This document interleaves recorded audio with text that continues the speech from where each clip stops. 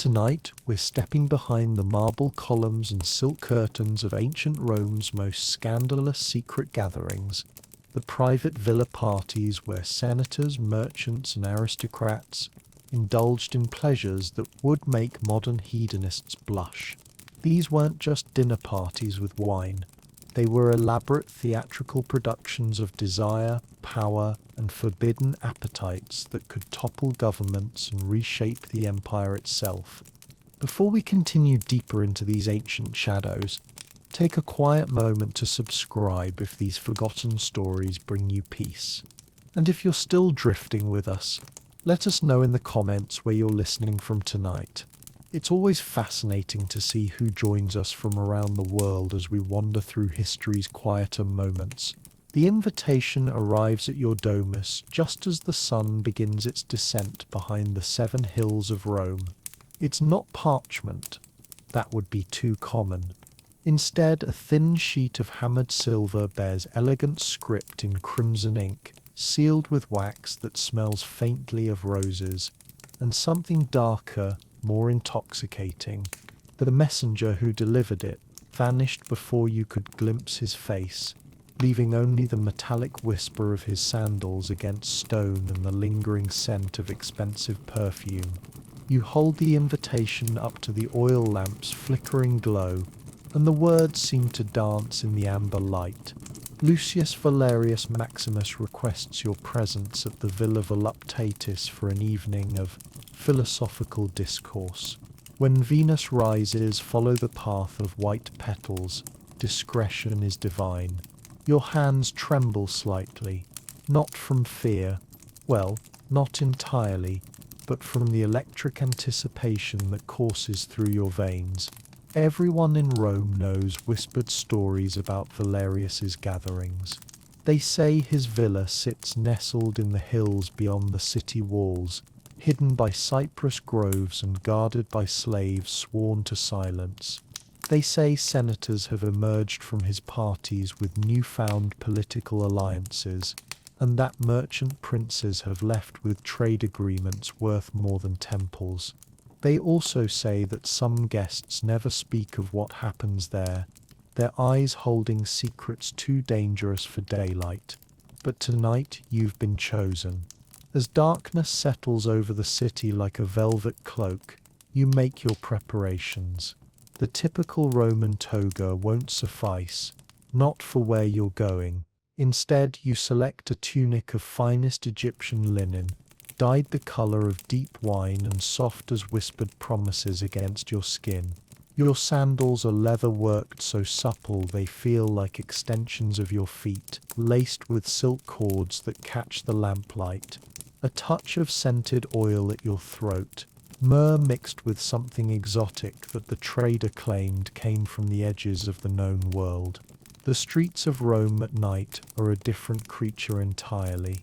By day they bustle with merchants hawking everything from Gallic amber to Chinese silk, with citizens conducting the empire's business under the watchful eyes of the gods. But when darkness falls, the city transforms. Shadows pool in doorways like spilled wine. Torch flames dance against marble facades, casting everything in shifting amber and charcoal. The air carries 100 different scents, cooking fires, incense from household shrines, the earthy smell of the Tiber, and underneath it all something electric, the promise of secrets about to unfold. You follow the directions from the invitation, leaving the familiar chaos of the Subura behind and heading toward the Palatine Hills. Here the streets grow wider, the houses larger, the silence more profound. Wealthy Romans live behind high walls and iron gates, their private worlds hidden from curious eyes. But tonight you're not a curious outsider.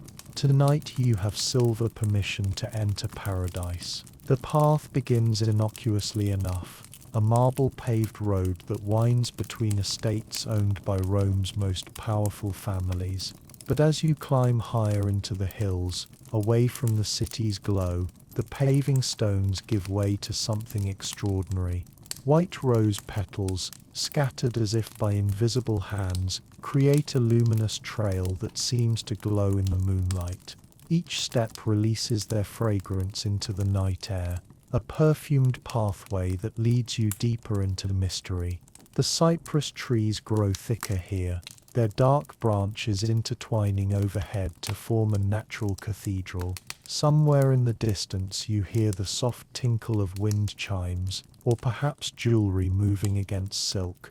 The sound drifts on the night breeze, mixing with what might be distant laughter, or might be something else entirely. Your heart pounds against your ribs as you follow the petal path around a bend, and suddenly the Villa Voluptatis reveals itself like a vision from the realm of the gods. It's not the largest estate you've seen. Roman nobles compete to build monuments to their own wealth, but it's perhaps the most beautiful. Smooth marble columns rise like ivory trees, supporting terraces that seem to float in the moonlight. Warm golden light spills from every window and doorway, and the air shimmers with heat and the promise of warmth within.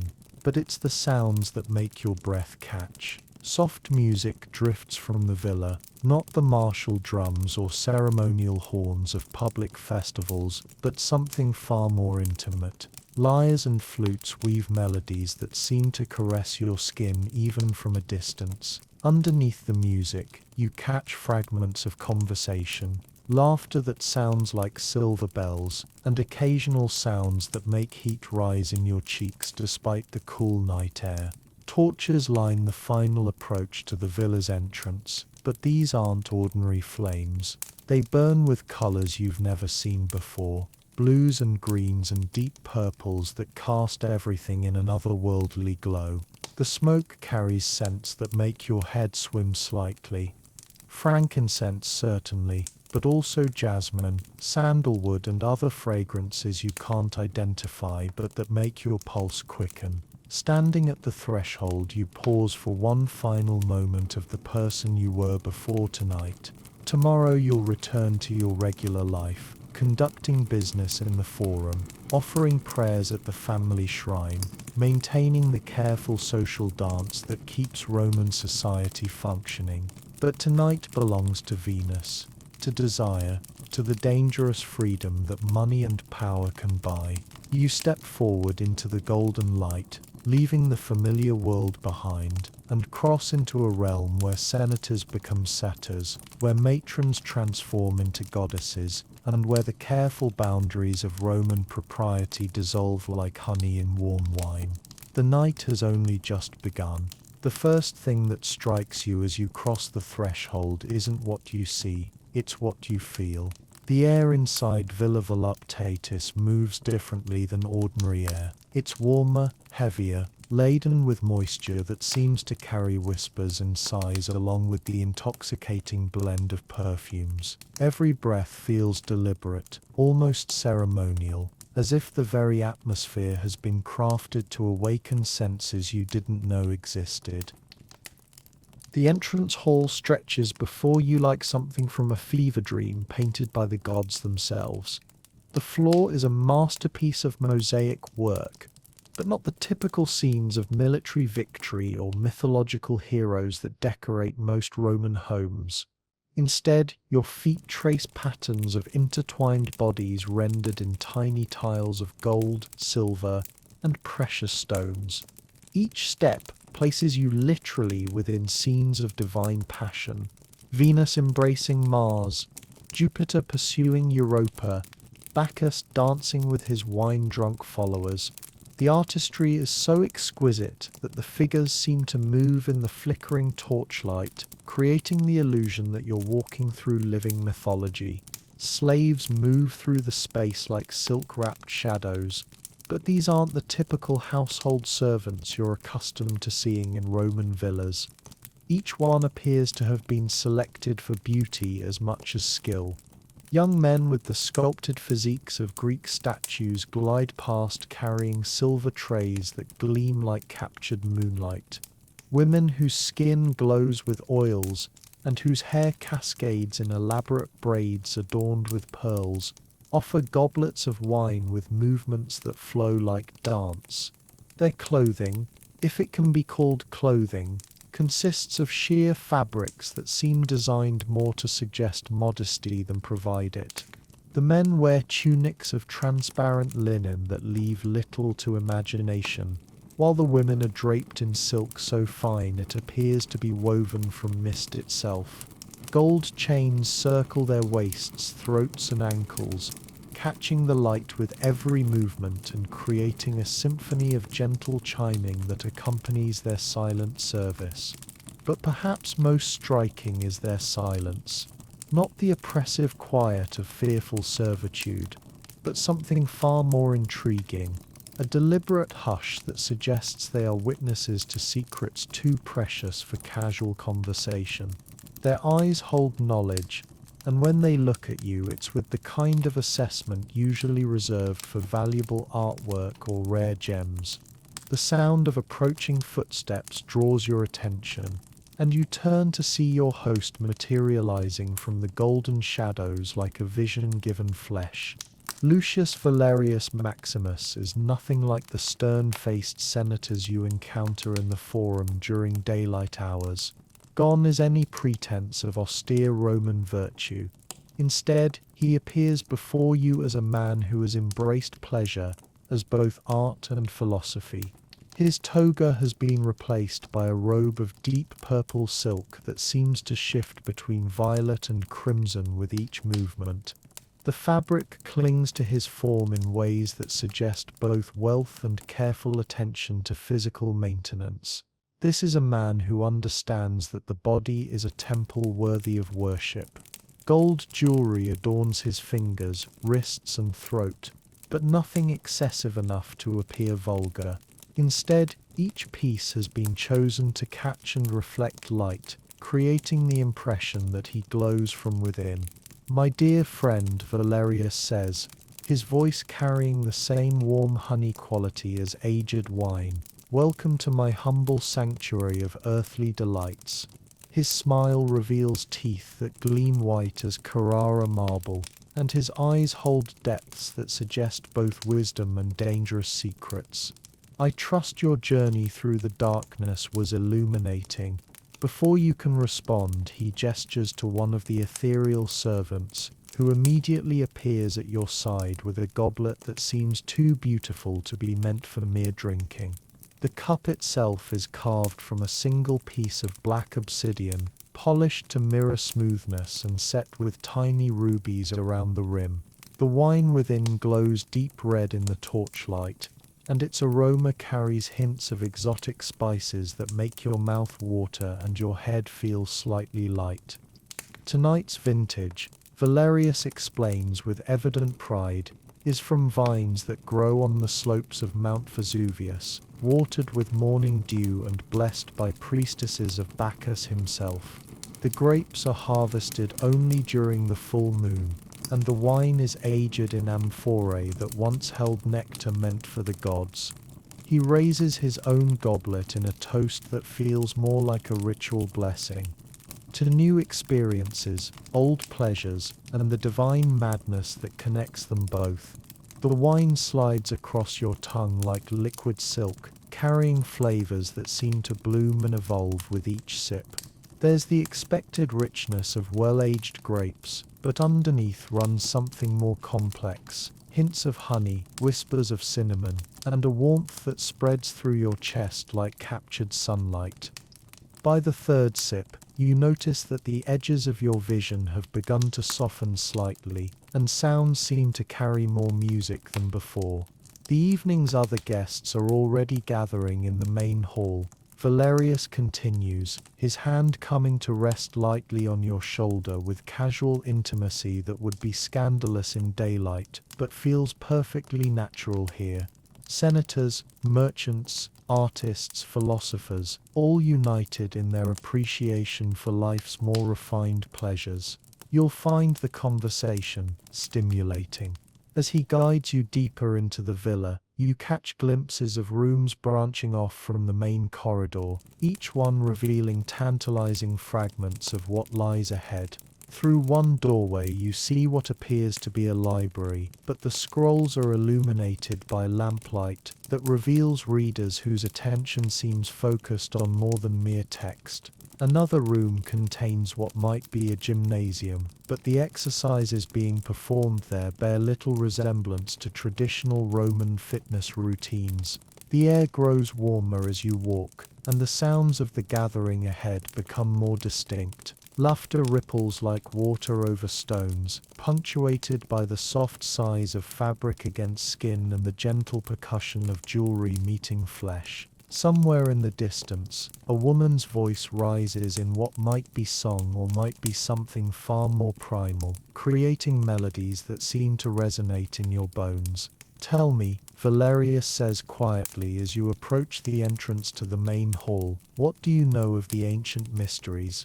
The sacred rites that predate our empire, when humans first learned to commune with divinity through the celebration of flesh and spirit united." Your mouth has gone dry despite the wine, and you realize that whatever education you thought you possessed about Roman society has left you utterly unprepared for what waits beyond the next threshold. The main hall of Villa Voluptatis unfolds before you like a scene painted by artists who've glimpsed the realm of the gods and decided to recreate it in marble and gold. But this isn't the austere grandeur of public Roman architecture. This is something far more intimate, more deliberately crafted to awaken desires that daylight society pretends don't exist.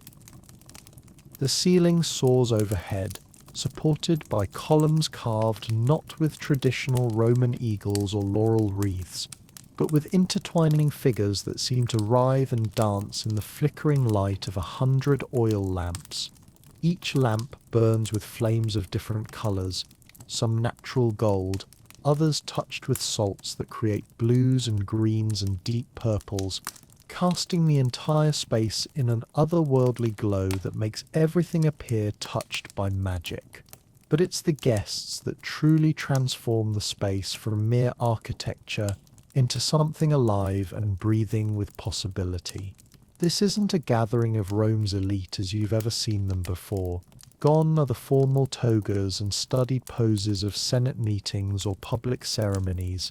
Instead, you witness what appears to be humanity in its most liberated state, wealth and power stripped of their usual constraints and reimagined as instruments of pleasure. Senator Marcus Caelus, whom you've seen delivering stern speeches about moral virtue in the forum just last week, reclines on a couch of leopard fur, his typically severe expression replaced by languid contentment. His companion for the evening appears to be Gaius Flavius, a wealthy merchant whose ships bring exotic goods from the edges of the empire. But they're not discussing grain imports or tax legislation. Instead, they're feeding each other delicacies from silver platters, while a young musician plays melodies on a lyre that seems designed to slow the pulse and quicken the breath. Across the hall you recognize Julia Maxima, the wife of a prominent magistrate, but she bears little resemblance to the properly modest matron who appears at public sacrifices wrapped in layers of respectable wool.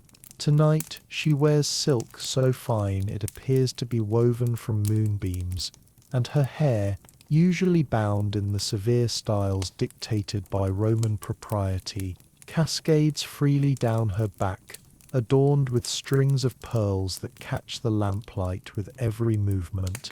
What strikes you most powerfully isn't the obvious departure from social norms, but how natural it all appears. These aren't people forcing themselves into scandalous behavior.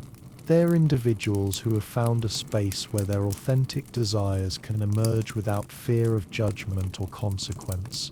The usual tensions of Roman social hierarchy remain, but they've been transformed into something more fluid, more creative. A woman you don't recognize, perhaps visiting from Alexandria or Athens, approaches with the confident grace of someone accustomed to being desired.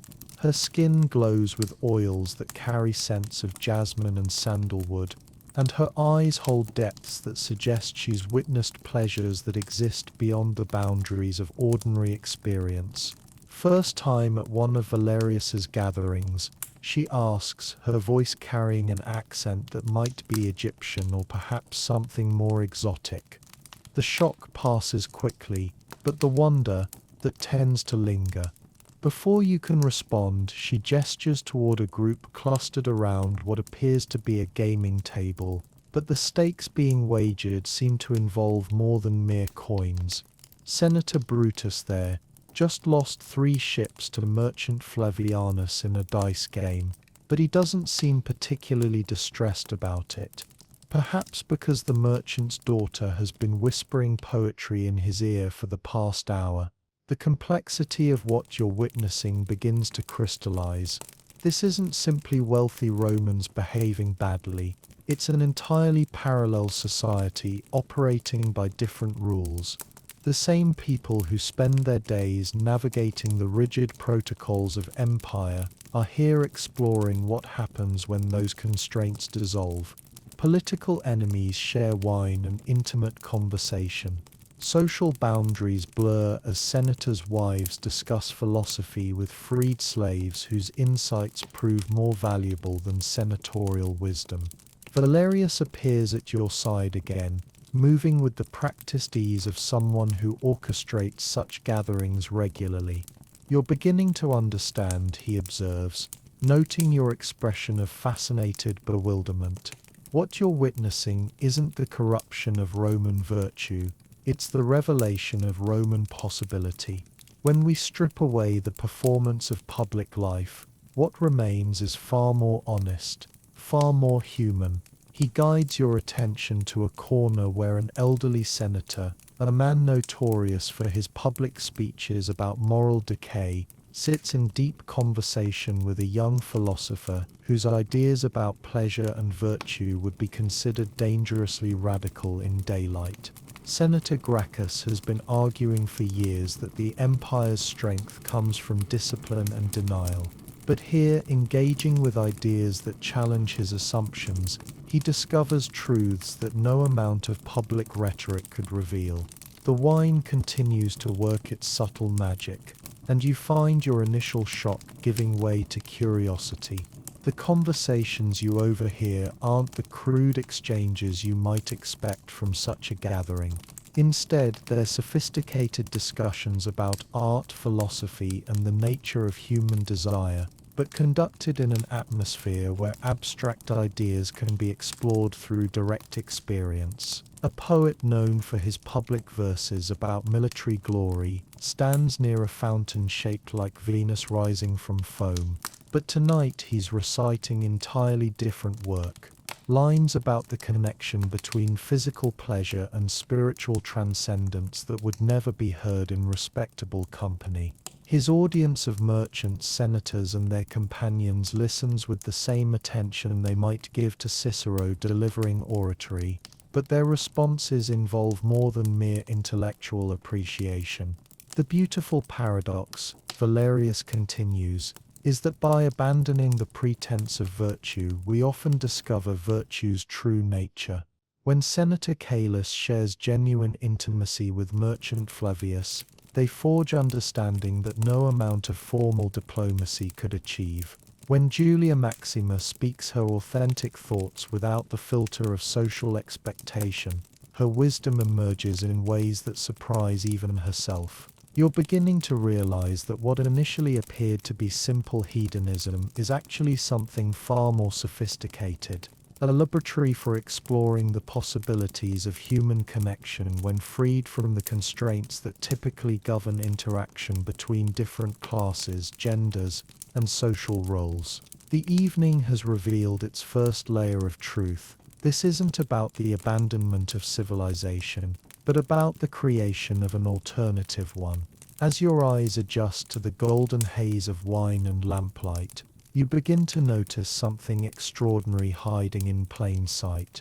What you initially perceived as spontaneous hedonism reveals itself as an intricate machine of influence and control, operated by invisible hands with surgical precision. Every seemingly casual encounter, every languid conversation, every shared goblet of wine serves multiple purposes that extend far beyond immediate pleasure.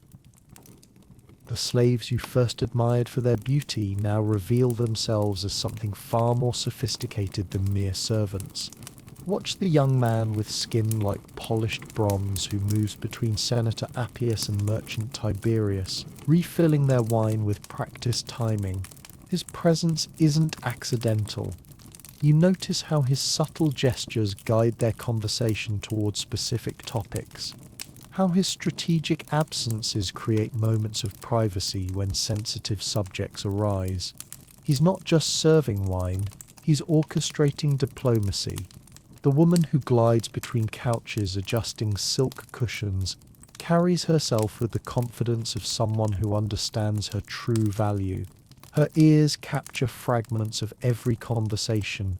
Her eyes catalogue every gesture, every furtive glance, every moment of vulnerability.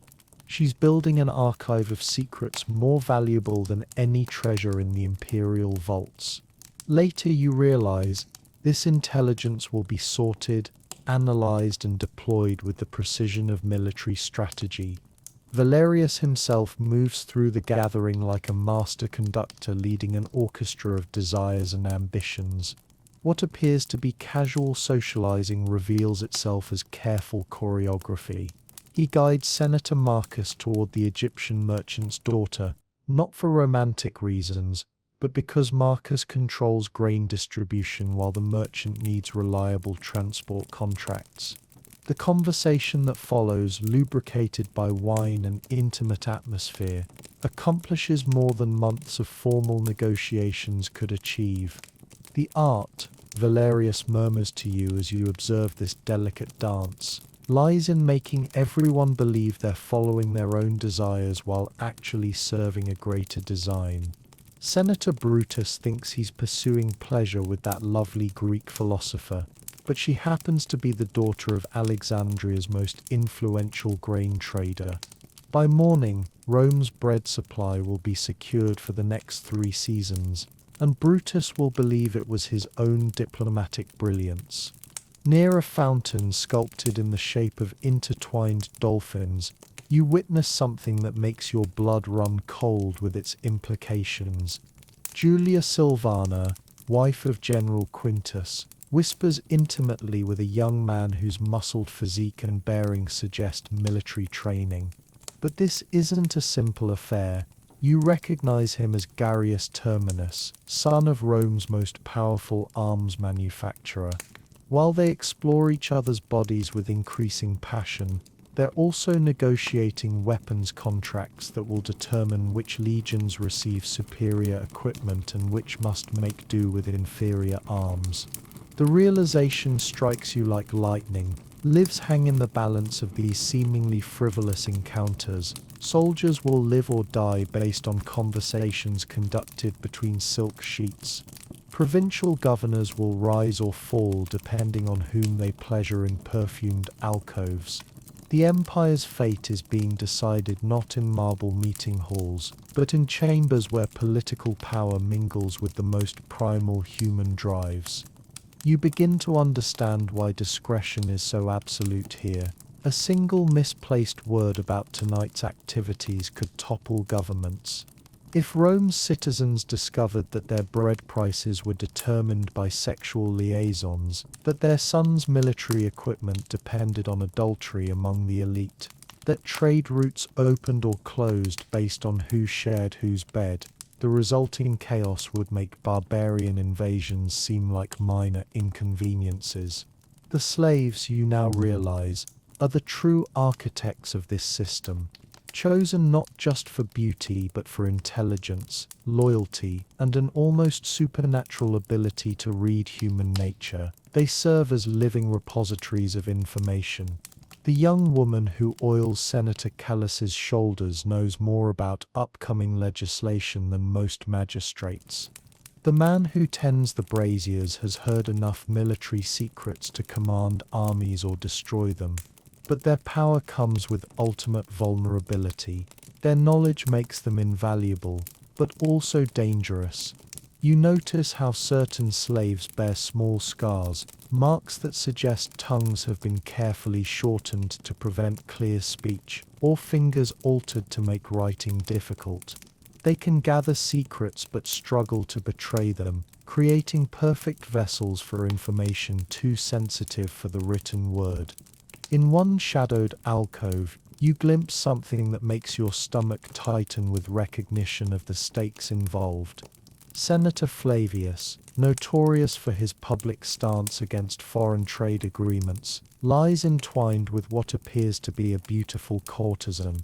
But her jewelry bears designs you recognize from Parthian territories, and her whispered words carry the musical accent of the eastern provinces. She's not just a pleasure companion, she's a spy whose pillow talk could shift the balance of power between Rome and its greatest rival. The wine in your goblet suddenly tastes different, not sweeter but more complex, carrying undertones that make you wonder what else might be mixed with the grape. Your perceptions have sharpened rather than dulled, and you suspect this isn't accidental. Valerius wants his guests alert enough to make decisions but relaxed enough to make them honestly. Power, Valerius observes, following your gaze, has always been about understanding what people truly want and helping them believe they can achieve it. Tonight, Senator Flavius thinks he's betraying his principles for pleasure, but he's actually preventing a war that would cost Rome 50,000 lives.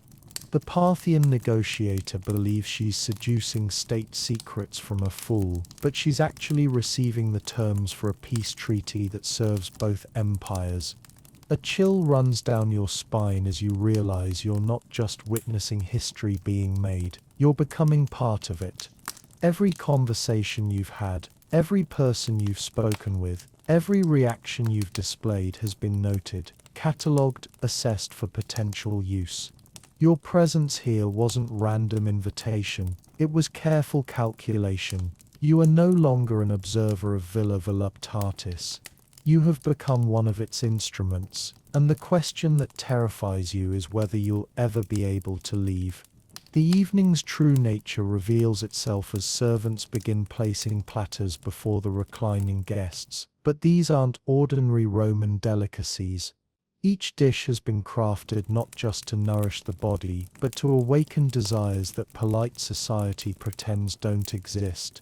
The very act of eating becomes an intimate performance, designed to break down the barriers between public propriety and private hunger. A slave with skin like polished bronze approaches your couch carrying a silver tray laden with what appears to be fresh figs, but as he leans close to serve you, the scent of his oiled body mingles with the fruit sweetness in ways that make your pulse quicken.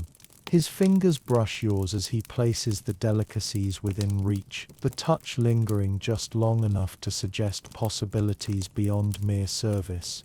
Senator Marcus, whose political maneuvering had seemed so calculated earlier, now feeds grapes to the Egyptian merchant's daughter with an intimacy that has nothing to do with trade agreements. Each piece of fruit becomes an excuse for contact, fingertips touching lips, juice requiring gentle cleanup with silk napkins, shared laughter over sticky fingers that need attention from eager tongues. The food itself carries aphrodisiac properties that the villa's cooks have perfected through generations of experimentation. Oysters from the finest beds in Gaul, prepared with honey and exotic spices that warm the blood. Dates stuffed with crushed pearls and mysterious powders that make every sensation more intense. Wine mixed with herbs from distant provinces that relax inhibitions while sharpening desire.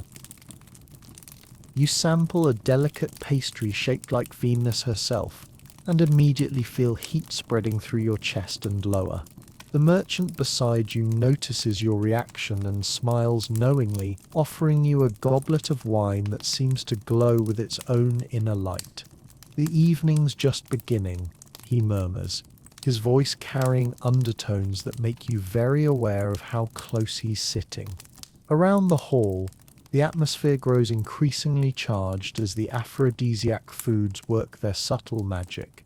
Conversations that began as political discourse now carry double meanings that everyone understands, but nobody acknowledges directly. Hands linger on goblets, lips glisten with wine and fruit juices, and the space between bodies seems to shrink with each passing moment. Julia Maxima, the magistrate's wife, allows a young philosopher to feed her honey cakes directly from his fingers, her tongue cleaning each digit with deliberate slowness that makes nearby observers shift uncomfortably on their couches. The philosopher's pupils are dilated with more than wine, and his breathing has become noticeably shallow as she continues her ministrations. The servants move through the gathering like artists painting a masterpiece of seduction, adjusting cushions to encourage closer contact, refilling goblets with wines that seem designed to dissolve whatever remains of Roman reserve. Their own clothing has become increasingly minimal as the evening progresses, silk giving way to strategically placed jewelry that emphasizes rather than conceals. You notice Senator Appius, notorious for his stern public morality, now reclining so close to Merchant Tiberius that their togas have become hopelessly intertwined. They're sharing wine from the same goblet, taking turns sipping while maintaining eye contact that speaks of appetites having nothing to do with food or drink. The platters continue arriving, each more provocatively arranged than the last. Asparagus spears drizzled with cream that requires careful licking to fully appreciate. Pomegranate seeds that burst between teeth with flavors that mirror other anticipated releases. Small cakes shaped like anatomical features that would be scandalous anywhere but here seem perfectly natural. As you reach for another fig, your hand encounters that of the woman reclining on the adjacent couch. She's perhaps 30, with the confident bearing of someone accustomed to having her desires fulfilled. Her touch doesn't withdraw but instead traces patterns on your palm while she maintains conversation about seemingly innocent topics, her words carrying meanings that have nothing to do with their surface content. The fruit here is remarkably satisfying, she observes, her thumb stroking your wrist in rhythm with her words. I find that the right touch can bring out flavors that aren't immediately apparent. Her eyes hold yours as she speaks, and you realize that the evening's transformation from dinner party to something far more intimate is now complete. As the final platters are cleared away by servants whose movements have become increasingly theatrical, Valerius rises from his couch with the fluid grace of someone who has orchestrated countless such evenings. His announcement draws every eye in the hall. My friends, the dining portion of our evening draws to a close. Perhaps some would enjoy refreshing themselves in the villa's private baths before we continue our celebrations. The invitation carries implications that need no explanation. Roman bathing culture already pushes the boundaries of public propriety, but Villa Voluptatis has transformed the experience into something that would make the most liberal Roman blush. As you follow the other guests through marble corridors that seem to pulse with warm, humid air, you understand that whatever inhibitions remained after the aphrodisiac feast are about to dissolve completely in waters that promise far more than mere cleansing. The bathing complex that greets you defies every expectation of Roman luxury you've previously encountered.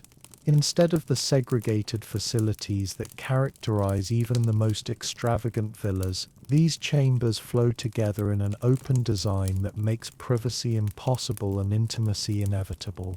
The main pool stretches before you like a marble lake, its surface reflecting torchlight that dances across waters kept at perfect body temperature through hypocaust systems that represent engineering marvels.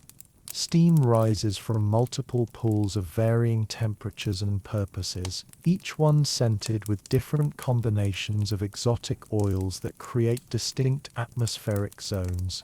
The caldarium's waters carry hints of jasmine and sandalwood that seem to penetrate skin and awaken nerve endings you didn't know existed. The tepidarium offers rose-scented warmth that relaxes muscles while heightening sensitivity to touch. The frigidarium's cool waters are infused with mint and eucalyptus that sharpen awareness and make subsequent warmth feel like liquid ecstasy.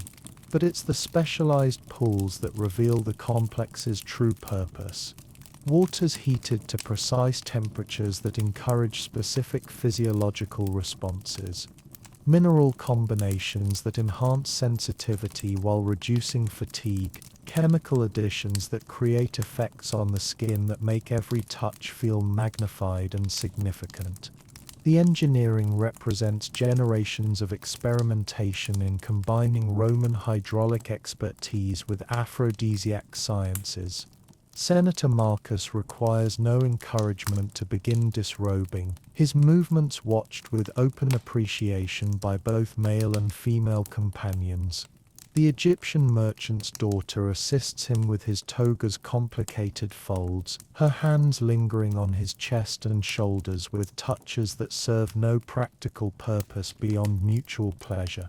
Their political alliance has evolved into something far more personal and immediate, their bodies speaking a language that transcends the commercial negotiations that brought them together.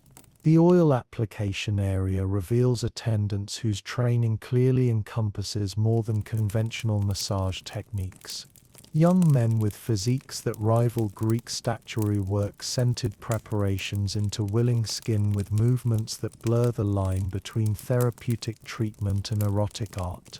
Their hands know precisely how much pressure to apply, which areas to emphasize, how long to maintain contact to achieve maximum arousal without premature satisfaction.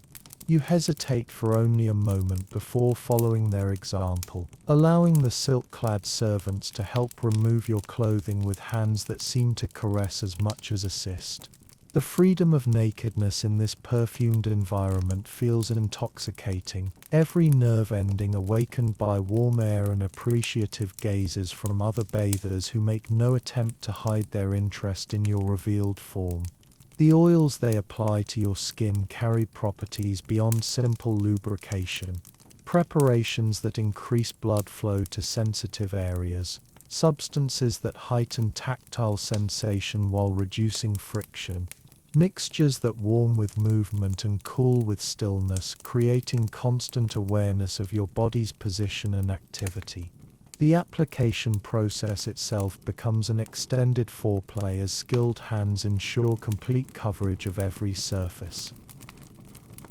The woman who had been touching your hand during the feast now reveals herself completely, her body bearing the confidence of someone who knows her own appeal and understands how to use it.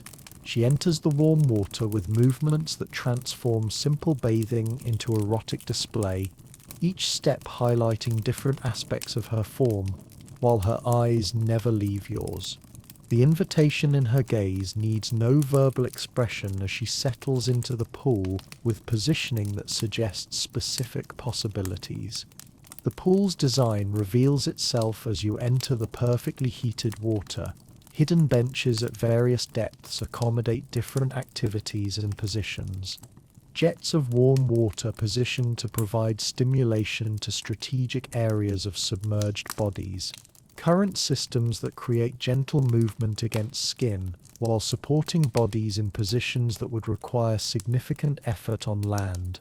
Around you, the other guests explore the bathing complex's various pools and chambers with increasing abandon.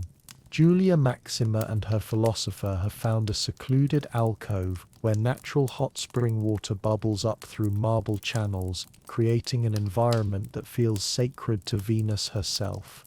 Their soft sounds of appreciation echo off domed ceilings designed to enhance and multiply intimate audio, mixing with similar expressions of pleasure from other couples discovering each other throughout the complex. The cold plunge pool serves purposes beyond temperature contrast, as couples use the shock of frigid water to intensify subsequent warmth when they return to heated areas. The physiological responses create heightened sensitivity that transforms ordinary touch into extraordinary sensation. Bodies pressed together for warmth develop contact that naturally progresses beyond mere thermoregulation.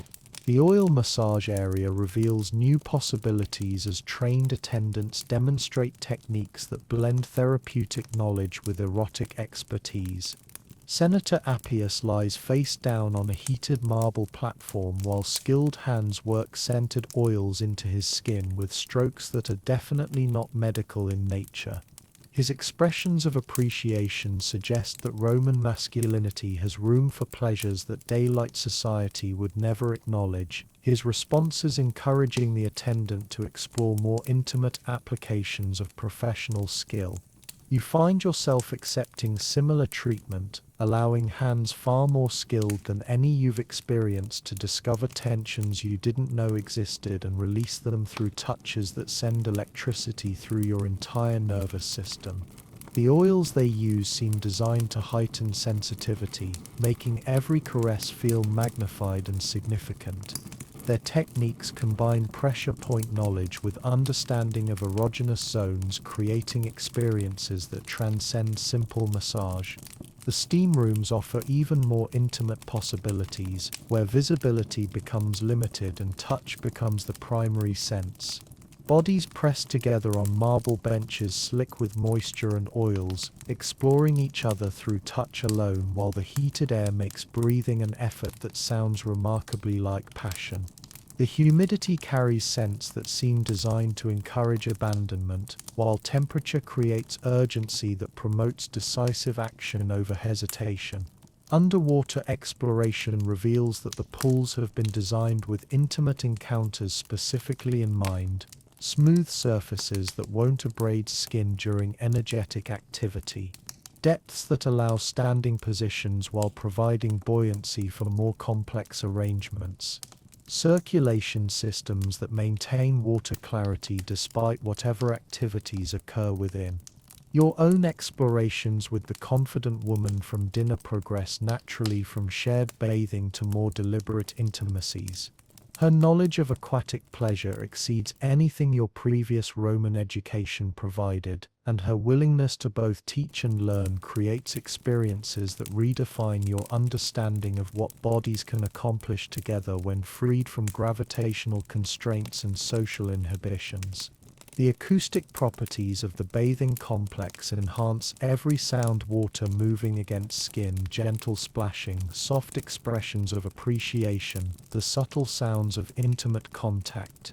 These audio elements combine to create an atmosphere where the sounds of pleasure become part of the sensory experience for everyone present, encouraging rather than embarrassing continued exploration. As the evening progresses in the warm waters, you begin to understand that Roman bathing culture has evolved far beyond simple hygiene into sophisticated pleasure technology that uses water, temperature, oils, and expert touch to create possibilities for human connection that dry land could never provide. The transition from private intimacies in the baths to public displays in the villa's entertainment chambers occurs with the seamless flow that characterizes every aspect of the evening's progression.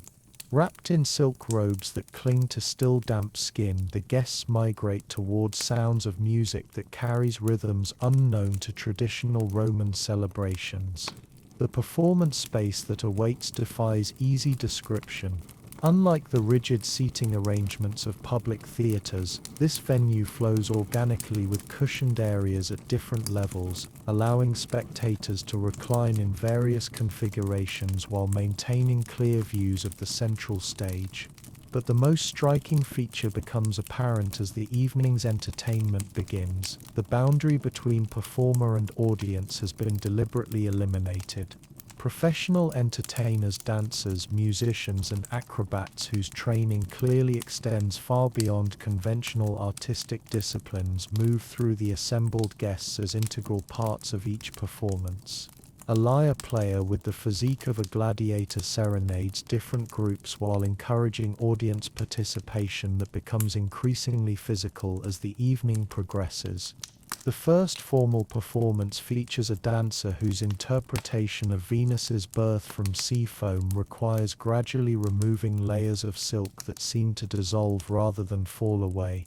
Her movements tell the mythological story through gestures that leave nothing to imagination, while her interaction with selected audience members transforms ancient legend into immediate experience. Senator Marcus finds himself drawn into the performance as the dancer chooses him to represent Mars discovering the goddess of love. What begins as theatrical representation evolves into something far more real as the boundaries between myth and reality blur under the influence of wine, atmosphere, and mutual attraction. You watch from your position among silk cushions as the entertainment becomes increasingly interactive. A group of acrobats demonstrates human sculpture that requires audience volunteers to complete their artistic vision. The resulting arrangements challenge every assumption about what Roman citizens would consider appropriate public behavior. Julia Maxima, her inhibitions thoroughly dissolved by the evening's progressive experiences, accepts an invitation to join a musical performance that requires her to provide inspiration for compositions created in real time. The young philosopher's creative process involves techniques that would never be demonstrated in respectable artistic circles. The villa's acoustics have been designed to enhance every sound, not just music and voices, but the subtler expressions of pleasure that begin to emanate from various areas as performances inspire audience participation. The overall effect creates an auditory environment that seems designed to encourage abandonment of whatever reserve remains. Professional courtesans, both male and female, move through the gathering offering demonstrations of techniques that transform intimate knowledge into public education. Their instruction proves popular with guests eager to expand their understanding of pleasure's possibilities, creating impromptu workshops throughout the performance space. You find yourself recruited for a dramatic reenactment of Bacchus's wedding celebration that requires increasingly authentic portrayal of divine passion. Your assigned role as a wine god's companion involves responsibilities that extend well beyond mere acting, particularly when your scene partner proves to be the confident woman from the baths whose enthusiasm for method acting exceeds professional requirements. The evening's main theatrical event features a retelling of the rape of the Sabine women that completely reimagines the historical narrative. In this version, the abducted women discover that their captors offer pleasures that their previous lives had never imagined, leading to voluntary celebrations of their new circumstances that bear no resemblance to the traditional tale's somber themes. Around you, the distinction between performer and spectator continues to blur as guests become increasingly involved in each presentation. Senator Appius demonstrates unexpected theatrical talent as he improvises responses to scenarios that require quick thinking and quicker action. His performance partners seem genuinely impressed by his creative abilities. The music throughout maintains rhythms that seem designed to synchronize with human biological functions, creating an atmosphere where normal social boundaries feel artificial and restrictive. Drums echo heartbeats, flutes mimic breathing, and string instruments provide melodic accompaniment to sounds that need no musical enhancement. As the formal entertainment reaches crescendos that leave both performers and audience members breathless and satisfied, Valerius guides the gathering toward the villa's extensive gardens where the evening's most uninhibited chapter will unfold under starlight and carefully positioned torches that create islands of golden illumination in the Mediterranean darkness. The transition from indoor luxury to outdoor freedom occurs through a colonnade that frames the gardens like a theatrical proscenium, each column wrapped with flowering vines whose evening blooms release intoxicating fragrances that seem to amplify every sensation. The night air carries temperatures that require no clothing for comfort, while gentle breezes move across naked skin with caresses that feel almost conscious in their attention to sensitive areas. The garden spaces have been transformed into outdoor chambers that offer every amenity of indoor luxury while providing the psychological freedom that comes with open sky and natural surroundings. Silk pavilions flutter in the night breeze, their translucent walls offering privacy for those who desire it while maintaining visual connection for those who prefer to be observed. The fabric itself has been treated with oils that release additional fragrances when disturbed by movement, creating olfactory accompaniment to whatever activities occur within. The plantings themselves have been chosen for their aphrodisiac properties and evocative shapes. Towering asparagus creates natural pillars that frame intimate spaces while providing obvious symbolic resonance. Flowering vines with blooms that resemble intimate anatomy perfume the air with scents that heighten arousal while creating visual environments that celebrate rather than hide sexual imagery. Fig trees heavy with fruit that seems designed by Venus herself provide refreshment for activities that require sustained energy, their leaves large enough to serve as natural cushioning for ground-based encounters. Water features throughout the gardens offer opportunities for aquatic pleasures that the villa's indoor baths could only hint at. Natural hot springs create steaming pools perfect for midnight bathing, their mineral content providing therapeutic benefits while their temperatures encourage extended submersion. Fountains provide jets and cascades that can be redirected for purposes that Roman engineering texts never documented. Their pressure and positioning adjustable to accommodate various activities and preferences. The grotto complex reveals itself as the garden's crown jewel, a natural cave system enhanced with marble facings and supplied with spring water that maintains perfect temperature year-round. The acoustics within amplify and echo sounds in ways that transform intimate expressions into almost musical experiences. The lighting comes from oil lamps set into carved niches that cast dancing shadows on walls smooth enough to serve as mirrors, creating visual effects that multiply and enhance whatever activities unfold within. Senator Marcus and his Egyptian companion have claimed a pavilion surrounded by jasmine whose evening blooms release intoxicating fragrances that seem to amplify every sensation. Their exploration of each other has evolved beyond initial attraction into sustained celebration that draws appreciative observers who find inspiration for their own activities.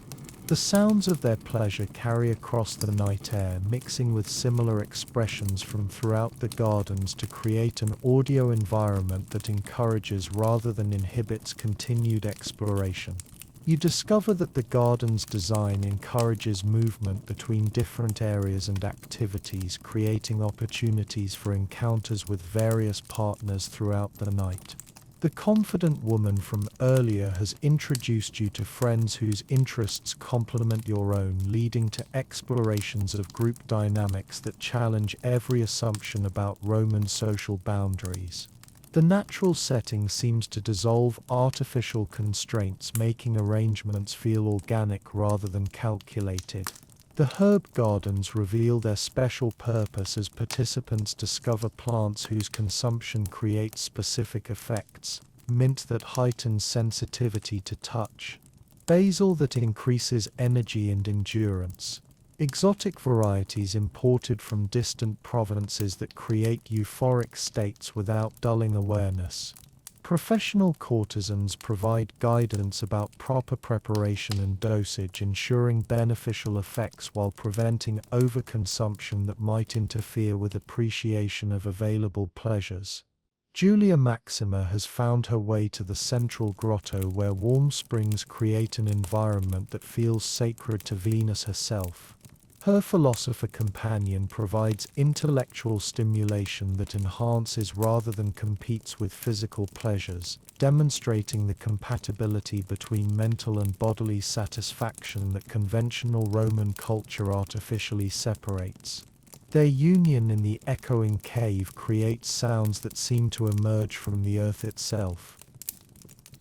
The garden's pathways wind past scenes that would provide inspiration for artists if any were present to document them, but the evening's unspoken rules ensure that no records will preserve what unfolds here, only memories that will influence future behavior in ways both subtle and profound. The participants seem to understand instinctively that such experiences exist outside normal social documentation. Midnight approaches as the celebrations reach new levels of abandonment. The formal structures that governed earlier portions of the evening have dissolved completely, replaced by fluid interactions that follow natural rhythms rather than social protocols. Bodies move together in configurations that honor human flexibility and creativity, while exploring every possibility for mutual pleasure that the garden environment enables. The outdoor amphitheater reveals its purpose as participants begin creating impromptu performances that blend artistic expression with sexual demonstration. The natural acoustics carry voices and other sounds throughout the garden complex, creating awareness of activities occurring in different areas while providing audio stimulation for those engaged in their own explorations. Natural furniture emerges from the landscape as lovers discover that certain plantings and rock formations have been positioned to support various activities. Smooth boulders that provide perfect seating or support. Grass areas that cushion ground-based encounters. Tree formations that offer concealment or exhibition depending on positioning and preference. The villa's servants continue their invisible support, ensuring that refreshments, oils, and other necessities appear as needed without disrupting the spontaneous developments occurring throughout the garden spaces. Their discretion has become absolute, their presence nearly mythical as they fulfill needs that guests haven't yet recognized while remaining essentially invisible during intimate moments. Temperature management through clever use of heated stones positioned throughout the gardens ensures that nakedness remains comfortable despite the cooling night air. The combination of radiant warmth from below, ambient air temperature, and body heat generated through activity creates an environment where clothing becomes not just unnecessary but actually inhibiting to full enjoyment of available sensations. The starlight filtering through cypress branches creates natural spotlighting that highlights activities while preserving enough shadow to maintain mystery and intimacy. This interplay of revelation and concealment allows participants to choose their level of exhibition while providing visual stimulation for those who prefer observation to direct participation. Your own journey through the evening's experiences has led you to understand that Villa Voluptates offers more than mere sexual indulgence.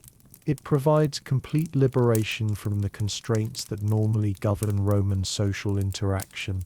The freedom to explore desire without judgment, to experiment with pleasure without consequences, to experience authentic intimacy without political calculation. As dawn approaches, you realize that the night has transformed you in ways that extend far beyond physical satisfaction, opening doorways to aspects of human nature that daylight society forces into shadow while creating memories that will influence every future intimate encounter throughout your lifetime. As the night deepens and inhibitions completely dissolve, Valerius reveals chambers within the villa that were invisible during your earlier exploration. Hidden passages open at touches that seem like casual contact with marble decorations, leading to spaces designed for pleasures that even this liberated gathering had only hinted at until now. The first hidden chamber resembles a temple dedicated to gods that Roman religion acknowledges only in whispers. Statues of Priapus dominate alcoves equipped with furnishings that transform worship into corporeal celebration. The religious imagery provides spiritual justification for activities that push beyond mere hedonism into realms of sacred sexuality that predate Roman civilization. Here you encounter aspects of the evening's participants that their public personalities could never reveal. Senator Claudius, whose stern moral pronouncements in the Forum have made him legendary for righteousness, demonstrates knowledge of pleasure techniques that clearly required extensive private study. His transformation from public moralist to enthusiastic participant in activities that would destroy his career provides insight into the psychological pressures that Roman social expectations create. Professional instructors own courtesans whose training encompasses arts unknown to conventional educations provide guidance in techniques that expand understanding of what human bodies can accomplish together. Their demonstrations involve volunteers from among the guests, creating educational experiences that blur the boundaries between learning and participating. You find yourself selected for instruction in methods that Eastern traditions have perfected but that Roman culture has never acknowledged. The learning process requires surrendering control in ways that challenge every assumption about masculine dominance while opening pathways to sensations that redefine pleasure's possibilities. The chamber's appointments include furnishings and devices that transform simple contact into orchestrated symphonies of sensation, silk restraints that enhance rather than restrict movement, surfaces that respond to body heat with temperatures and textures that amplify touch, mirrors positioned to multiply visual stimulation while preserving the illusion of privacy. Julia Maxima has discovered apparatus that allows exploration of positions and angles that gravity normally prevents.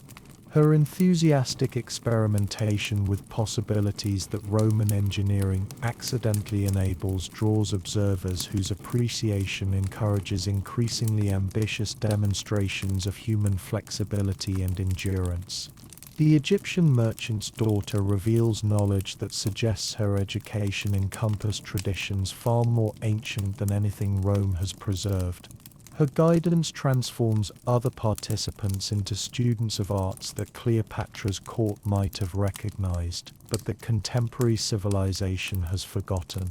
Musical accompaniment in this chamber follows rhythms designed to synchronize with intimate activities, creating auditory guidance that helps participants achieve coordination that individual instinct alone cannot accomplish.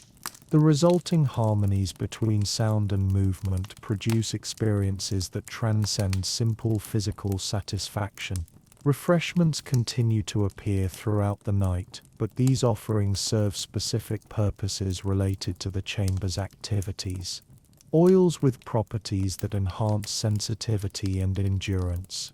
Fruits whose juices provide energy while maintaining arousal. Wine blends that prevent fatigue while preserving lucidity for conscious appreciation of expanded sensations. The chamber's ventilation system carries away exertion while circulating air treated with herbs that maintain optimal atmosphere for sustained activity. Every environmental detail has been perfected to support pleasure without the physical limitations that typically constrain Roman intimacy. The hidden chambers reveal interconnected spaces that flow together like a labyrinth designed by the gods of desire themselves. As participants move between areas following attractions that conventional social patterns could never predict, the evening's activities evolve into configurations that challenge every Roman assumption about appropriate intimate behavior while creating new possibilities for human connection that transcend individual limitations. The second major chamber features an environment designed around the principle that pleasure multiplies rather than divides when shared among compatible partners. Circular arrangements of silk-covered furniture encourage group activities where individual satisfaction becomes inseparable from collective experience. The room's design eliminates hierarchy through physical arrangement that places all participants at equal levels, creating democracy through shared vulnerability and mutual appreciation. The lighting in this chamber comes from oil lamps positioned to eliminate harsh shadows while providing enough illumination to appreciate visual aspects of group activities. The warm golden glow creates atmosphere that makes every body appear idealized while revealing enough detail to enhance rather than obscure intimate interactions. Mirrors positioned at strategic angles multiply perspectives while allowing participants to observe themselves and others from viewpoints that enhance appreciation of complex arrangements. Senator Marcus discovers that his attraction to the Egyptian merchant's daughter naturally extends to include her travel companions, both male and female attendants whose duties apparently encompass more than commercial assistance. Their group dynamics demonstrate possibilities for intimate connection that Roman marriage customs never acknowledge, creating family-like bonds through physical rather than legal arrangements. The resulting interactions challenge assumptions about exclusivity, while demonstrating how multiple relationships can enhance rather than diminish individual satisfaction. Professional facilitators move through the chamber, providing guidance that helps newcomers navigate group dynamics that can become overwhelming without proper preparation. Their expertise prevents the jealousy and competition that might otherwise corrupt collaborative pleasure, teaching techniques for maintaining individual identity within collective experience. These instructors demonstrate how attention can be distributed among multiple partners while ensuring that everyone receives adequate focus and appreciation. The furniture itself has been designed to accommodate multiple bodies in comfortable arrangements that maximize contact while maintaining circulation and breathing space. Platforms that adjust to different heights and angles. Cushioning that supports prolonged activity without creating pressure points.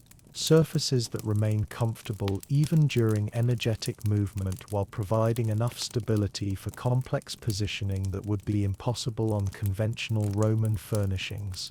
You find yourself drawn into expanded groupings as the confident woman from earlier introduces partners whose interests complement and enhance your own explorations.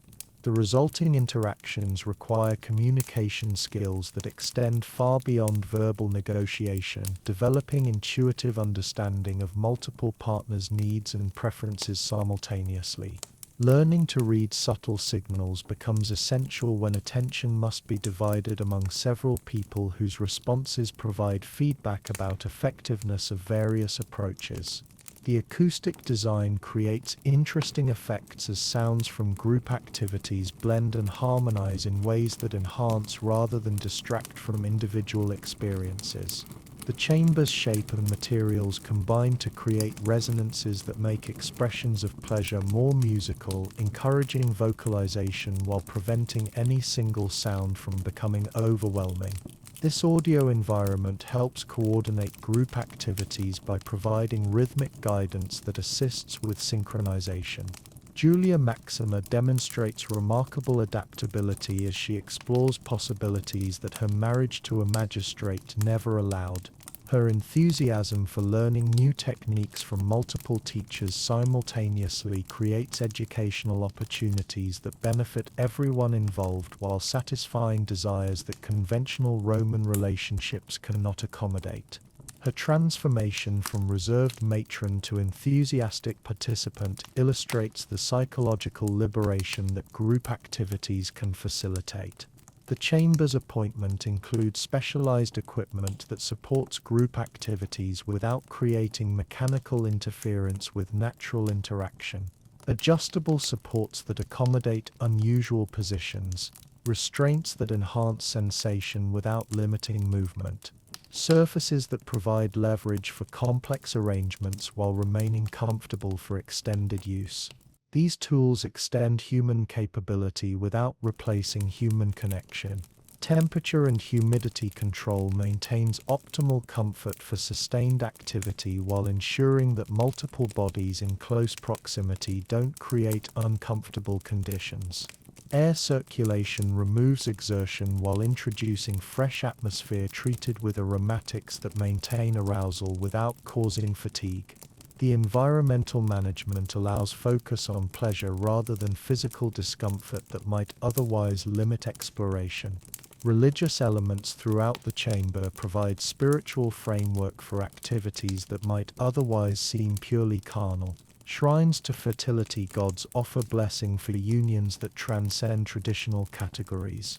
Incense creates sacred atmosphere that transforms physical pleasure into something approaching divine communion. These spiritual touches help participants understand group activities as celebration rather than mere indulgence. The progression through the night reveals that participants naturally sort themselves into compatible groupings based on interests and energy levels rather than social status or conventional attractiveness. These organic arrangements often produce more satisfying connections than the calculated pairings that characterize normal Roman social interaction.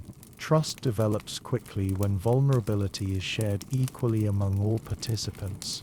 Professional courtesans demonstrate advanced techniques for managing multiple partners while ensuring that individual attention doesn't suffer from divided focus. Their instruction covers practical matters like positioning and timing, as well as psychological aspects like maintaining emotional connection with several people simultaneously. These skills prove essential for participants who want to explore group possibilities without sacrificing intimacy. The rotation systems that develop allow exploration of different combinations and preferences without requiring commitment to specific arrangements. Partners can experiment with various groupings throughout the evening, discovering which combinations provide optimal satisfaction while learning about their own preferences and capabilities. This flexibility prevents boredom while encouraging continuous learning about human sexuality's vast possibilities. Musical accompaniment shifts to accommodate different group sizes and activities, providing rhythmic guidance that helps multiple participants achieve coordination. The resulting synchronization creates experiences where individual climax becomes part of larger orchestrated crescendos that satisfy everyone simultaneously. Learning to coordinate pleasure among multiple people requires skills that enhance individual capability while creating collective satisfaction that exceeds the sum of its parts. Safety protocols ensure that group activities don't become overwhelming or dangerous, despite their intensity. Professional monitors observe for signs of distress or exhaustion. Refreshment stations provide quick energy without interrupting flow. Medical preparations address potential issues before they become problematic. These safeguards allow complete abandonment to pleasure while maintaining security that enables trust necessary for full participation. The chamber's design facilitates easy movement between individual intimacy and group participation, allowing participants to adjust their level of social interaction based on energy and preference throughout the evening. Private alcoves offer retreat when individual connection is desired. Central areas encourage exhibition and shared experience. This flexibility accommodates different personality types while preventing anyone from feeling pressured into unwanted exposure or isolation. As the night progresses toward dawn, the villa's hidden chambers reveal their most sophisticated offerings, techniques and substances that extend pleasure far beyond normal human limitations while maintaining consciousness and appreciation for enhanced sensations. These represent arts that Roman medicine acknowledges only in whispered consultations with discreet practitioners. The third hidden chamber functions as both laboratory and temple, where aphrodisiac sciences perfected over generations create possibilities for sustained intimacy that would seem magical to uninitiated observers. Professional courtesans demonstrate applications of oils, herbs, and techniques that transform ordinary human sexuality into experiences that approach divine intensity. Eastern medicines brought along trade routes provide enhancement that Roman physicians officially ignore but privately study. Preparations that increase sensitivity while preventing fatigue. Techniques that extend capability while intensifying satisfaction. Methods that allow sustained activity without the recovery periods that typically limit repeated pleasure. You sample offerings that affect perception in ways that make every touch feel magnified, every sensation carry new dimensions of meaning. Colors become more vivid, sounds more resonant, and physical contact takes on qualities that seem to connect directly with consciousness itself rather than merely affecting nerve endings. The chamber's ventilation carries vapors from burning herbs that create atmosphere designed to enhance rather than intoxicate. These substances sharpen awareness rather than dulling it, making participants more conscious of subtle sensations while reducing inhibitions that prevent full appreciation of available pleasures. Senator Claudius demonstrates knowledge of breathing techniques that circulate energy throughout the body in patterns that intensify and extend arousal without requiring climax. His instruction helps other participants discover capabilities they never suspected, transforming simple physical attraction into sustained energy that can be maintained for hours. Professional masseuses provide treatments that prepare bodies for extended activity while ensuring that fatigue doesn't interrupt pleasure. Their techniques address muscles that Roman medicine never acknowledges, maintaining flexibility and cessation necessary for positions that ordinary lovers couldn't sustain. Julia Maxima undergoes preparation that transforms her capacity for repeated satisfaction, allowing explorations that would normally be limited by physical recovery requirements. Her expressions of appreciation suggest discoveries that will influence her expectations for future intimate encounters long after leaving Villa Voluptatis. The Egyptian merchant's daughter shares knowledge of visualization techniques that enhance physical sensation through mental focus, creating experiences where imagination and reality merge into intensified pleasure that exceeds what either could provide alone. Her instruction proves popular with participants eager to expand their conscious appreciation of intimate connection. Partner rotation throughout the chamber allows exploration of different techniques and preferences without requiring commitment to single relationships. The resulting variety prevents boredom while encouraging continuous learning about human sexuality's vast possibilities. Refreshment continues throughout these extended activities, but substances offered serve specific purposes related to sustained pleasure. Foods that provide energy without heaviness. Drinks that maintain hydration without reducing sensitivity. Supplements that support endurance while preserving natural responses. The first pale light of dawn filtering through the garden pavilions finds the villa's participants in various stages of satisfied exhaustion and continued exploration. The night's progression has created bonds between individuals who arrived as strangers and who will leave carrying intimate knowledge of each other that conventional Roman social interaction never allows. The transition back to ordinary consciousness occurs gradually as servants begin offering refreshments designed to ease the return to normal awareness. Cooling baths help regulate body temperature after hours of sustained exertion. Gentle massages address muscles that have been used in ways that Roman gymnasium training never prepares for. Senator Marcus and his various partners demonstrate the complex negotiations required when multiple intimate connections must be balanced against returning political obligations. Their exchange of private promises and future arrangements reveals the underground social networks that develop among initiated participants in such gatherings. You discover that your own experiences during the night have created relationships that extend beyond simple physical satisfaction. The confident woman and others you've connected with express interest in maintaining contact through discreet communication methods that allow continued exploration outside the villa's protected environment. Julia Maxima's transformation appears complete as she demonstrates comfort with aspects of herself that Roman matron roles never acknowledge. Her conversations with other participants reveal plans for incorporating Knight's discoveries into her regular life while maintaining the public persona that her husband's position requires. Professional courtesans provide consultation about integrating enhanced techniques into ordinary relationships, offering guidance for maintaining satisfaction when returning to partners who haven't shared villa experiences. Their expertise helps prevent the dissatisfaction that might otherwise result from exposure to pleasure possibilities that most Romans never encounter. The villa's chambers begin returning to their daytime configurations as servants prepare spaces for regular use. Hidden passages close seamlessly, returning walls to their innocent appearance. Specialized furniture disappears into storage areas that seem to exist within the villa's very architecture.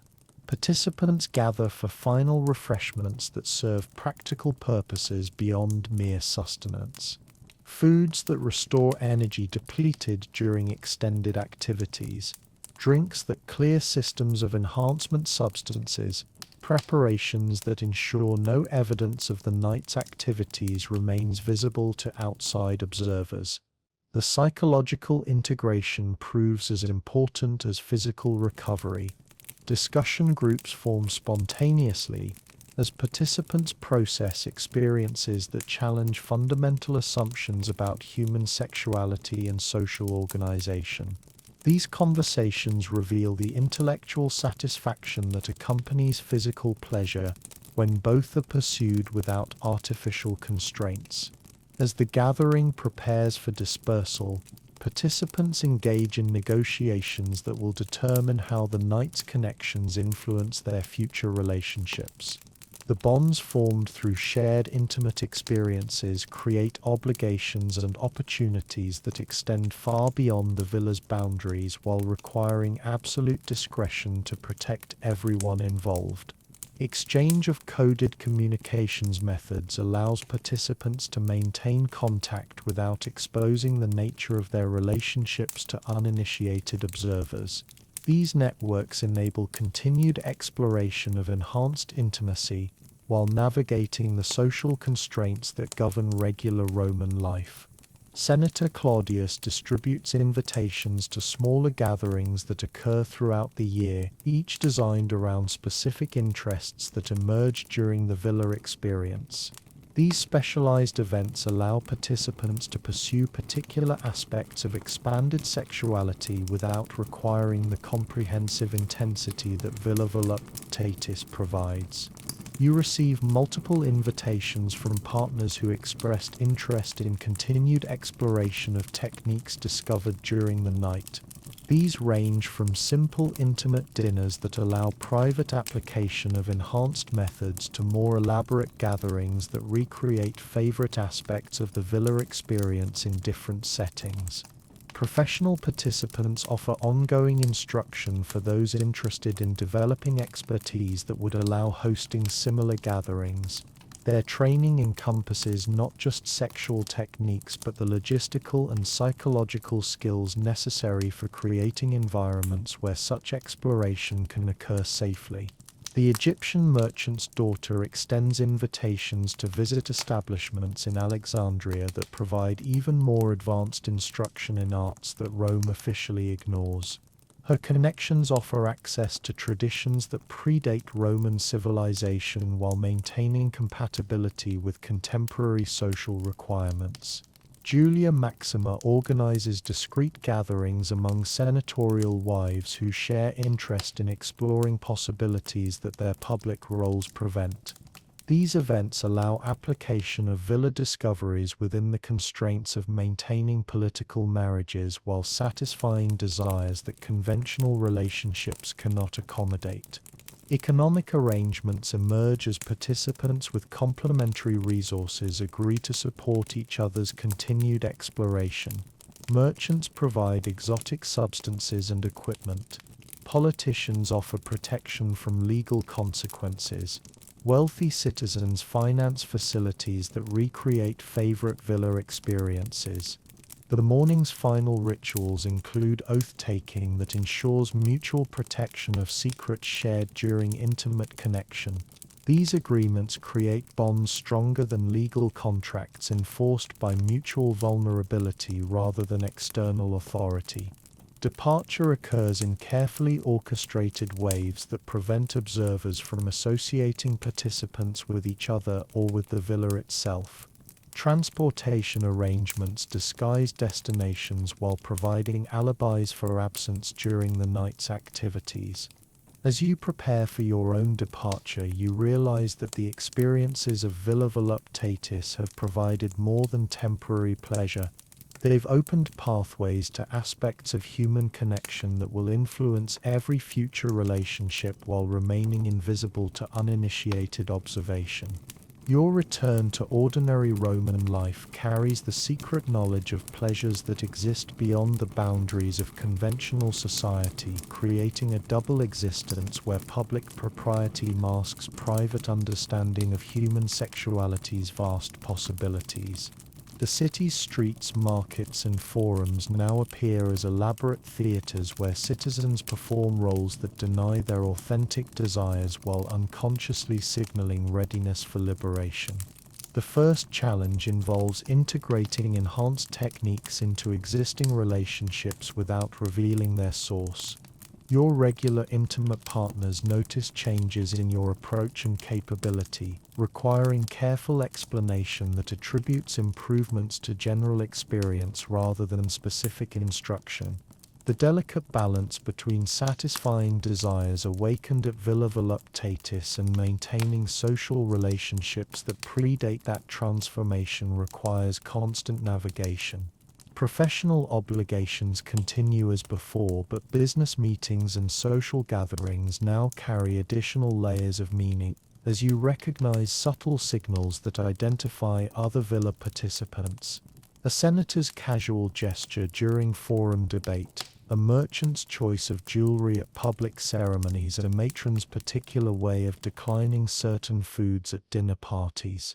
All reveal shared experiences that remain invisible to uninitiated observers. The coded communication networks established during departure begin functioning as participants test discrete methods for maintaining contact. Messages hidden within routine business correspondence enable coordination of smaller gatherings that recreate selected aspects of villa experiences within the constraints of regular Roman society. Your first such secondary gathering occurs at a private bathhouse owned by Senator Marcus, where a select group explores enhanced techniques in an environment that provides privacy without the villa's elaborate infrastructure. The experience demonstrates both the possibility and limitations of transplanting advanced sexual arts into ordinary settings. Julia Maxima's invitations lead to afternoon gatherings among elite women where proper Roman matrons explore possibilities that their public roles prohibit. These events require even greater discretion than mixed gatherings, as discovery would create scandals that could destroy multiple political careers simultaneously. The psychological adjustment proves as challenging as the practical arrangements. Having experienced sexuality unconstrained by Roman social expectations, conventional intimate encounters feel artificial and limiting. The knowledge of what human connection can achieve creates dissatisfaction with relationships that operate within traditional boundaries. Professional courtesans from the villa begin offering private consultation, visiting client homes to provide instruction that enhances ordinary relationships without requiring participation in group events. Their discreet services allow gradual integration of advanced techniques while maintaining the pretense of conventional morality. Economic opportunities emerge as demand develops for substances and equipment that support enhanced intimacy. Merchants who participated in villa experiences find profitable markets for exotic aphrodisiacs, specialized furnishings, and educational materials that allow private recreation of villa discoveries. The underground networks expanding beyond initial villa participants as word spreads through carefully controlled channels. Trusted friends receive invitations to preliminary gatherings that assess their readiness for fuller initiation into Rome's hidden sexual culture. Months after your villa initiation, you discover that Villa Voluptatis represents only one node in a vast network of sexual liberation that spans the Roman Empire and connects to similar traditions in conquered territories. The sophisticated underground culture that emerges from these connections challenges every assumption about imperial social organization while remaining completely invisible to official observation.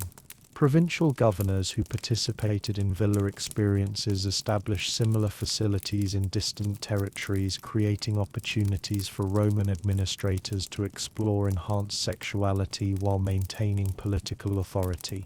These outposts serve dual purposes, providing personal satisfaction while building loyalty networks that strengthen imperial control through shared secrets. The network extends beyond Roman boundaries through connections with conquered peoples whose sexual traditions offer techniques that complement villa discoveries. Celtic Druids preserve knowledge of sacred sexuality that predates Roman civilization. Egyptian temples maintain practices that Roman participants find surprisingly compatible with their own explorations. Trading expeditions now carry more than commercial goods as merchant participants transport substances, knowledge, and personnel that support sexual networks throughout the Mediterranean world. Exotic aphrodisiacs from distant provinces. Skilled courtesans whose training encompasses multiple cultural traditions. Written instructions that document techniques too complex for verbal transmission. You receive invitations to gatherings in other cities where local variations on villa experiences reveal regional preferences and innovations. Alexandrian events emphasize intellectual enhancement of physical pleasure. Athenian gatherings focus on aesthetic beauty combined with sexual performance. Gallic celebrations integrate natural settings with enhanced intimacy. The military applications prove both practical and surprising as commanders discover that shared sexual experiences create unit cohesion that exceeds traditional training methods. Veterans who explored enhanced sexuality together demonstrate loyalty and coordination that makes them notably effective in combat situations. Female networks parallel and sometimes intersect with male organizations, creating complex webs of connection that cross gender boundaries in ways that Roman marriage customs never anticipate. Elite women develop their own gathering traditions while maintaining connections to mixed events when mutual interests align. Religious integration occurs as priests and priestesses incorporate sexual enhancement into fertility ceremonies and mystery religions that provide spiritual justification for practices that secular authorities might otherwise prohibit. These hybrid traditions make villa techniques available to broader populations while maintaining necessary discretion. The educational systematization begins as experienced participants develop training programs that ensure proper instruction for newcomers while maintaining quality control that prevents dangerous experimentation. Professional schools emerge where courtesans perfect techniques that support the growing network's requirements. Economic infrastructure develops to support expanding operations as demand grows for specialized services, products, and facilities. Banking systems that handle discrete transactions. Transportation networks that move people and goods without attracting attention. Communication methods that coordinate complex operations across vast distances. The network's ultimate reach becomes clear when you receive an invitation bearing imperial seals, summoning you to gatherings that occur within the palace itself, where enhanced sexuality serves not just personal pleasure but state policy. The discovery that emperors participate in and benefit from villa-style experiences while maintaining public images of traditional Roman virtue reveals the system's true scope and influence. Imperial gatherings operate on scales that dwarf Villa Voluptatis, featuring hundreds of participants drawn from across the empire's territories. These events serve multiple purposes simultaneously. Diplomatic negotiations conducted through intimate connection, military alliances forged through shared pleasure, and economic agreements sealed through sexual satisfaction that creates bonds stronger than legal contracts. The emperor's personal participation reveals motivations that extend beyond simple hedonism into sophisticated understanding of how enhanced sexuality can serve imperial policy. Foreign ambassadors who experience Roman sexual hospitality develop loyalties that traditional diplomacy cannot achieve. Provincial governors who share intimate experiences with imperial family members demonstrate reliability that political appointments alone cannot ensure. You witness negotiations where territorial disputes resolve through carefully orchestrated group encounters that allow opposing parties to discover common ground through shared physical pleasure. Military campaigns avoid bloodshed when enemy commanders accept invitations to gatherings where enhanced intimacy creates understanding that battlefield victories could never produce. The palace facilities surpass villa amenities through resources that only imperial wealth can provide. Chambers designed by master architects who understand both aesthetics and sexual function. Equipment crafted by artisans whose expertise encompasses both beauty and enhanced pleasure. Substances gathered from empire's farthest reaches to create aphrodisiac combinations unavailable elsewhere. Imperial courtesans represent the highest development of sexual arts, their training encompassing not just physical techniques but psychological, political and cultural sophistication that allows them to serve as unofficial ambassadors whose intimate diplomacy shapes imperial policy. Their influence exceeds that of many senators while remaining completely unofficial. The emperor's personal transformation through enhanced sexuality affects governance in ways that historians will never document. Policies emerge that reflect expanded understanding of human nature gained through intimate connection. Administrative decisions incorporate insights about motivation and satisfaction that conventional political analysis cannot provide. Female imperial family members maintain their own networks that parallel and sometimes influence male organizations. Empresses whose sexual sophistication allows them to shape policy through intimate influence over both domestic and foreign leaders. Imperial daughters whose marriage alliances gain additional strength through sexual expertise that ensures lasting loyalty from foreign rulers. The succession implications prove significant as potential heirs undergo sexual education that prepares them for using enhanced intimacy as tools of imperial administration.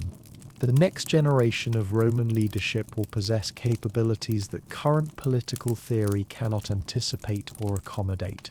Economic influence extends throughout the empire as sexual networks create business relationships that transcend traditional commercial boundaries. Trade agreements negotiated through intimate connection, resource allocation influenced by sexual loyalties, provincial taxation adjusted to maintain cooperation from sexually satisfied governors. Years after your first experience at Villa Voluptatis, you understand that Roman sexual sophistication represents humanity's most advanced exploration of pleasure's possibilities, creating cultural achievements that will influence human sexuality long after the empire's political structures disappear. The techniques, attitudes, and social arrangements you've participated in establish patterns that will resurface throughout history whenever civilization reaches sufficient complexity to support such exploration. The personal transformation proves permanent as enhanced sexuality becomes integral to your identity rather than mere recreational activity. Relationships that don't incorporate villa-level sophistication feel incomplete, creating expectations that influence partner selection and intimate arrangement throughout the remainder of your life. The knowledge of what human connection can achieve makes conventional limitations seem artificial and unnecessary. Professional advantages multiply as sexual networks provide business opportunities unavailable through traditional Roman commerce. Partnerships based on intimate trust, information access through pleasure-bonded sources, economic cooperation that serves mutual satisfaction as well as financial gain, political influence exercised through sexual rather than conventional channels. The social evolution continues as sexual sophistication spreads through Roman society in ways that gradually transform cultural attitudes while maintaining surface compliance with traditional moral expectations. Public behavior remains conventional while private exploration pushes boundaries that official policy cannot acknowledge. Archaeological evidence suggests that villa-style facilities exist throughout the empire, indicating systematic development of sexual enhancement rather than isolated experimentation.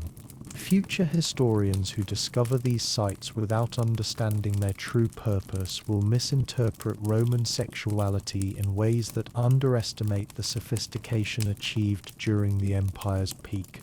The techniques themselves prove remarkably durable as written instructions and trained practitioners preserve knowledge that survives political changes.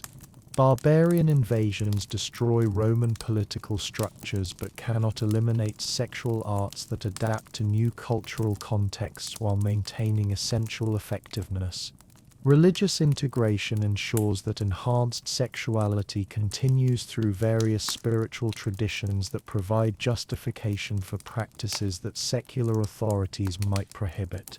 Mystery religions preserve villa techniques while adapting them to different theological frameworks that make sexual sophistication available to broader populations. Modern parallels become apparent as contemporary society rediscovers approaches to sexuality that Rome pioneered centuries earlier. Current explorations of open relationships, sexual communities, and enhanced intimacy techniques often replicate innovations that Roman sexual networks developed systematically rather than stumbling toward accidentally. The philosophical implications extend beyond sexuality into broader questions about human potential and social organization. Roman sexual achievements demonstrate possibilities for human connection that most cultures never attempt, suggesting that conventional limitations may be more arbitrary than necessary. Your reflection on the journey from villa initiation through network participation to imperial involvement reveals the progressive nature of sexual education when approached systematically rather than left to chance discovery.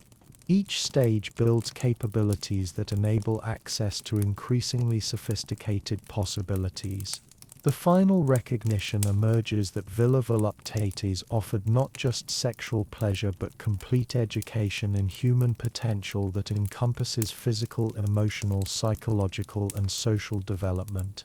The villa experience initiated transformation that continues throughout life, influencing every relationship and interaction through enhanced understanding of what human connection can achieve. Standing in your private garden years later, you understand that Roman sexual sophistication represents peak human achievement in exploring pleasure's possibilities, knowledge that may not resurface until civilization again reaches comparable complexity and freedom. The techniques you learned and the relationships you formed continue to influence your life while remaining invisible to uninitiated observers who cannot imagine the possibilities that Roman sexual networks made accessible to those prepared to embrace them fully. The eternal nature of these discoveries ensures that the villa's legacy persists through individual transformation that outlasts political systems, creating personal liberation that no external authority can reverse once achieved through direct experience of expanded human potential. Still awake? If you found yourself drawn into tonight's mysteries, we've got more secrets waiting in the shadows. Just click to uncover what lies ahead. And hey, hit that subscribe button and turn on notifications so these late night revelations find their way to you whenever we unveil the next chapter